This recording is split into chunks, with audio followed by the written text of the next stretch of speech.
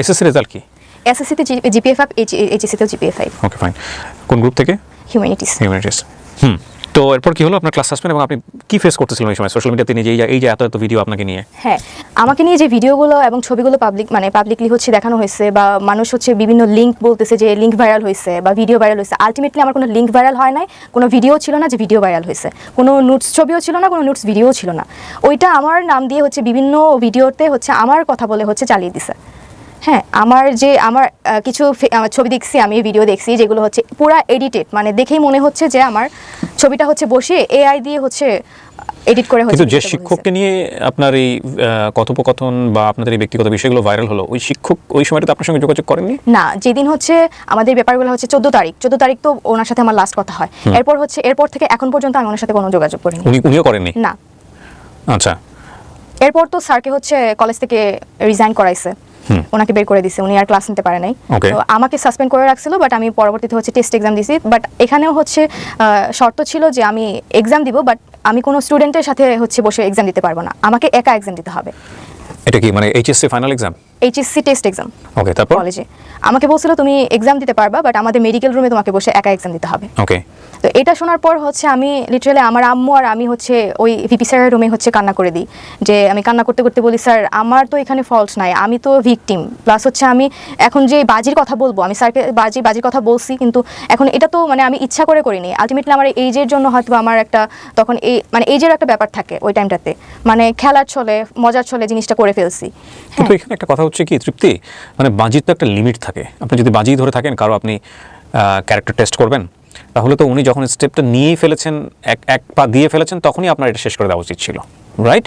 কিন্তু আপনি যতদূর পর্যন্ত এগিয়েছেন, তার সঙ্গে গিয়ে আপনি ছবি তুলেছেন, তার সঙ্গে আপনি ভিডিও করেছেন, ভিডিও ফুটেজ আমি দেখতে পাচ্ছি ইউটিউবে, ছোট ছোট কিছু ভিডিও আছে এখানে, ওটা ওই যে পার্কে হচ্ছে, রাইট? সো এগুলো তো কোনো সচেতন মানুষের পক্ষেই করা উচিত না। যদি আমি এটাকে টেস্ট হিসেবেই ধরে নিই, লাইক আমি কোনো একটা মানুষের সে খামখেয়ালিপনা থেকে আমার কাছে মনে হচ্ছে তাকে আমি তার ক্যারেক্টারটা একটু টেস্ট করে দেখি। তো টেস্ট করতে গেলাম এবং যখনই সে বারবার হুক আপ হচ্ছে বা কোনো কারণে সে ওই যে বলে না বর্ষিতে মাছ গিলে ফেলে, যেরকম গিলে ফেলেছে, তখনই তো শেষ। এটা তার থেকে আপনি আরো অ্যাডভান্স স্টেপে কেন গেলেন?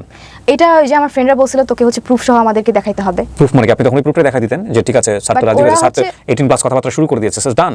না, ওদের কথা হচ্ছে টার্গেটটা কি ছিল? ধরেন আপনি দেখালেন ওদেরকে, আপনি স্যারের কাছে স্যারের যে ডকুমেন্টসগুলো ওদেরকে আপনি দেখাবেন, কি হবে দেখানোর পরে? ওরা ওইটাই চাচ্ছিল যে স্যার হচ্ছে আমাকে টেক্সটে হচ্ছে বলবে, প্রপোজ করবে, এটাই হচ্ছে ওরা চাচ্ছিল যে প্রুফ হিসেবে, যে বাজিটা জিততে গেলে তো প্রুফ নিয়ে দিলেন আপনি। আপনাদের ফ্রেন্ডরা কি করতো এই প্রুফ নিয়ে, আমাকে এটা বলেন। প্রুফ নিয়ে হয়তো বা বাজিটা আমাকে জিতাই দিত। জিততেন আপনি, লাভ কি হতো? আলটিমেটলি কোনো লাভই হতো না, বাট এটা আমি পরে যতটুকু বুঝতে পারছি যেটা আমার একটা ফাঁদ ছিল। প্রথম কথা হচ্ছে যে এটা এই যে গল্পটা উনি বললেন তৃপ্তি, এখানে সেটা সত্য না মিথ্যা আমি জানি না। হ্যাঁ, এটা ওর গল্পের বলার মধ্যে অনেকগুলো গ্যাপ আছে। সেই প্রশ্ন বানে যদি আমি ওকে বিদ্ধ করি তাহলে মনে হবে এই গল্পটা পুরোটাই মিথ্যা, আবার হতেও পারে এটা সত্য। কিন্তু যেই ঘটনাটা ঘটেছে এটা যদি টেস্টের জায়গা থেকেই হয়ে থাকে, এরকম একটা নাটক দেখেছিলাম অনেক আগে, এরকম একটা নাটক, মানে নাটকটার গল্পটা ছিল এরকম যে ওয়াইফকে টেস্ট করার জন্য, টেস্টই বলবো না আমি, ওয়াইফকে তার বেস্ট ফ্রেন্ডের সাথে একটু টাইম পাস করার সুযোগ দেয় এবং এরপরে লাস্টের এন্ডিংটা খুব ছোট অল্প বয়সে দেখেছিলাম, তত তো বুঝিনি। আমি যদি ভুল না করে থাকি আমাদের শ্রদ্ধেয় বিপাশা হায়াত সেখানে অভিনয় করেছিলেন, আমি এখন রাইট না মনে করতে পারছি না। লাস্টের দিকে কি ঘটনাটা এরকম হয় যে মানে যে ওয়াইফকে ওনার ফ্রেন্ডের সঙ্গে টাইম পাস করা বা এরকম একটা জায়গাতে উনি নিয়েছিলেন হাজব্যান্ড হিসেবে, ওয়াইফ রিপ্লাই ছিল যে জীবনে কোনোদিন কখনো আর এই টেস্টটা করবো না। হ্যাঁ, মানে আমি তখন ছোটো মানুষ বুঝি না, আপনারা হয়তো নাটকটা দেখেছেন অনেকেই, যে একটা মানুষ তার ক্যারেক্টার কতটুকু শক্তিশালী সেটার জন্য তাকে এই ধরনের টেস্টের মধ্যে নেওয়া এটা এক ধরনের ক্রাইম।